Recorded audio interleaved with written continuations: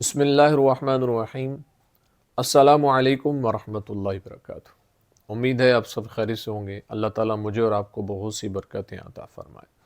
آج کی ویڈیو کا عنوان اس حوالے سے ہے کہ خواب کے اندر درود پاک پڑھنا بارگاہ مصطفیٰ صلی اللہ علیہ وسلم میں اس کی کیا تعبیرات ہیں، بزرگ اس کے بارے میں کیا فرماتے ہیں۔ اگر کوئی انسان خواب کے اندر یہ دیکھتا ہے کہ وہ بارگاہ مصطفیٰ صلی اللہ علیہ وسلم میں درود و سلام پڑھ رہا ہے، تو یہ اس بات کی طرف اشارہ ہے کہ اللہ تعالیٰ خواب دیکھنے والے کی مرادوں کو پورا فرما دے گا، اس پر رزق کے دروازے کھل جائیں گے اور اس کی عاقبت جو ہے وہ بڑی اچھی ہوگی۔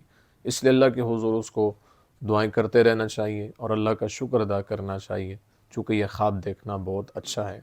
اگر کوئی انسان خواب کے اندر یہ دیکھتا ہے کہ وہ بہت زیادہ بارگاہ مصطفیٰ صلی اللہ علیہ وسلم میں درود و سلام پڑھتا ہے، تو یہ اس بات کی طرف اشارہ ہے کہ اللہ پاک خواب دیکھنے والے کو حج کی توفیق عطا فرمائے گا، یعنی اس کے لیے اسباب پیدا ہو جائیں گے کہ وہ حج کے لیے جائے گا۔